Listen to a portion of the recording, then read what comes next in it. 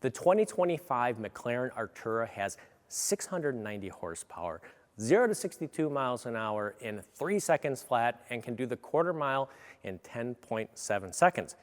But that's not what's most notable about the Artura. This is a plug-in hybrid supercar. So it has dedicated EV range of EPA rated 11 miles, is rated at 45 miles per gallon equivalent, and it's a hybrid supercar. And that is not something that's common right now. So what we wanted to do is go through the pros and cons of driving a hybrid supercar like the Artura. So come with us as we go through our experience behind the wheel of the 2025 Artura.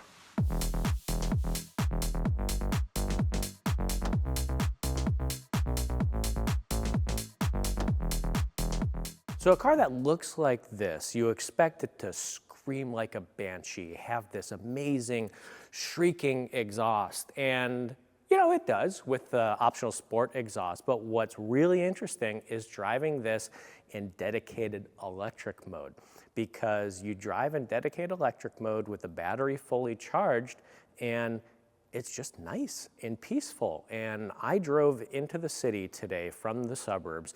It's about 35 miles, mix of city, highway, stop and go traffic. And even though it's rated at an EPA 11 miles, I drove 21 miles on electric only power, which is really sweet because, sometimes you just don't always want that booming exhaust behind you, which it is a very loud booming exhaust.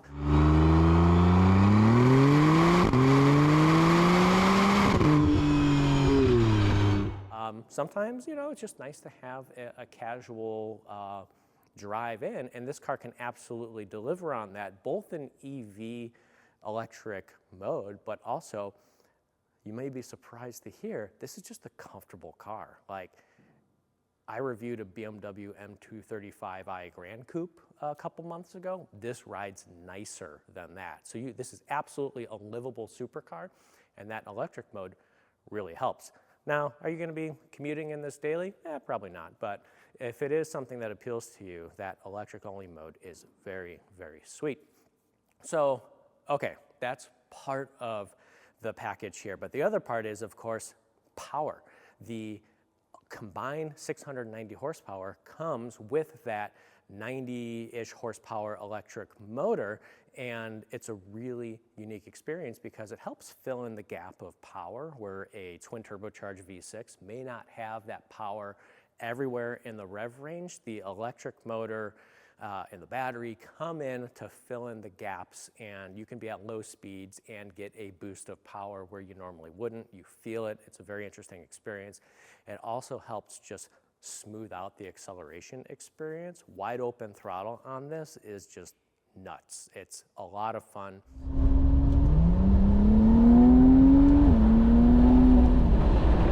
And a lot of that is because you have 690 horsepower, but they've also managed to keep the weight very reasonable. With tank of gas and all the fluids, this is around 3,400 pounds, and that is very, very light for a hybrid supercar. You often see hybridized vehicles get up near 4,000 pounds because of batteries and motors, etc. It's not a huge capacity battery. You're at about 7.4 kilowatt hours, and a full EV is going to have between 70 and 100 kilowatt hours, and most plug-in hybrids are going to have between like 15 and 20 kilowatt hours, so it is relatively small. But what's nice about that is that in sport and track modes, the battery recharges, and it recharges pretty quickly. And that is important because you have that battery capacity that recoups to give you that full power, or if you want EV mode, it's there. Really liked that part of it. And it's this combination of that power and then the silent operation that makes driving this a very unique experience. There are two main downsides to the electrification of the Artura. One of them is just the brake pedal. It is super stiff, and EVs, plug-in hybrids, regular hybrids, brake pedal operation is not a given for something that is done exceptionally well. There's a large range of how well brake pedals work. And in this car, it is super hard. And you need a lot of pressure when you're at a stoplight or in stop and go traffic. So much so that your leg starts to get tired. And once that fatigue sets in, if you let off the brake pedal just a little bit, the car starts creeping forward, which caught me off guard a couple times. And then also on the street, it's very binary. So, you know, there is not a very smooth braking experience driving around on the street. Now, this car also has carbon ceramic brakes. It's a very race-bred vehicle, so you know I wouldn't expect it to be a total sweetheart on the street as far as braking, but the combination of the carbon ceramics and the hybrid system, braking is not a great experience here. The other is just, I was a little disappointed on how the electric power was delivered part throttle. Now, talked about EV mode.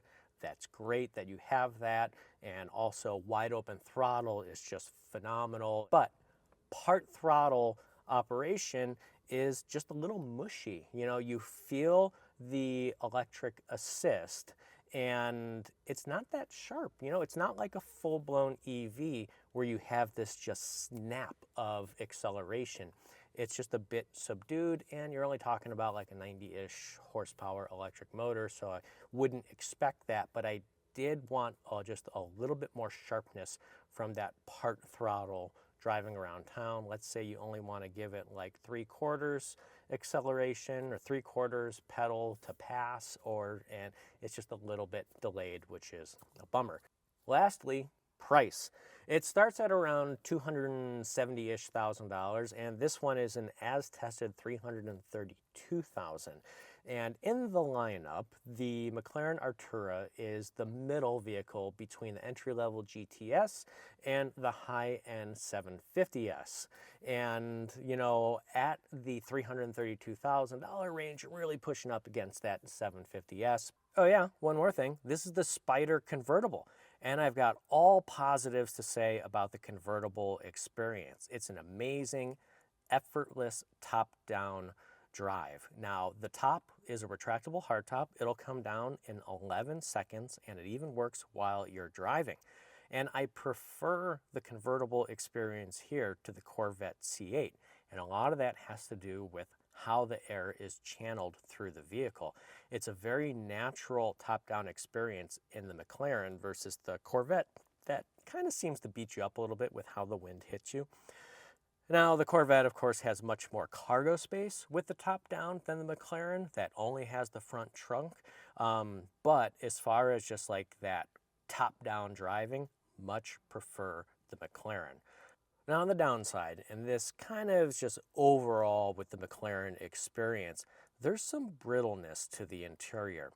There are creaks and rattles, and it sounds like there's, you know, the window glasses rattling inside the window.